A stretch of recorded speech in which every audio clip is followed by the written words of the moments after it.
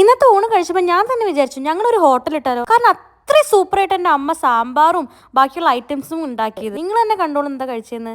ഇന്നത്തെ special chicken fry എൻ്റെ വകയാണ്, പക്ഷെ സാമ്പാർ അമ്മയുടെയാണ്. ഒരു കൈപ്പയ്ക്ക കൊണ്ടാട്ടം ഇതിൽ വെക്കുക.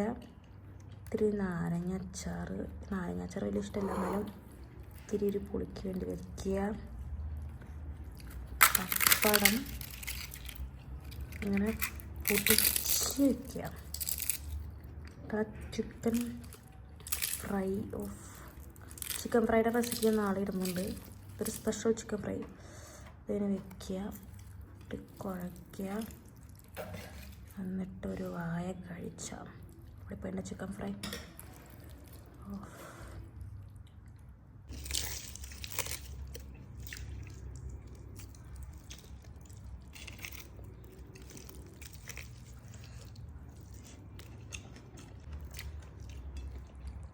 നമ്മൾ കുറച്ച് കൊണ്ടാട്ടം എന്താ കുറച്ചെടുക്കുക. ഇത് കായ്പ കൊണ്ടാട്ടം കേട്ടോ.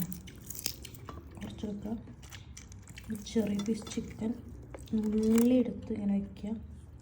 പിന്നെ എന്താ ഉള്ളത് എടുക്കാൻ, ഒരു പൊട്ടി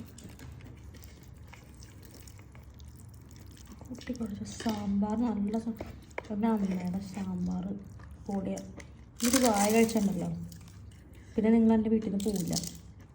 അപ്പോൾ ഊണ് കഴിക്കാത്ത ആരെങ്കിലും ഉണ്ടെങ്കിൽ ഓടിപ്പോരെ, നമുക്ക് എല്ലാവർക്കും ഒരുമിച്ച് കഴിക്കാം. Bye bye.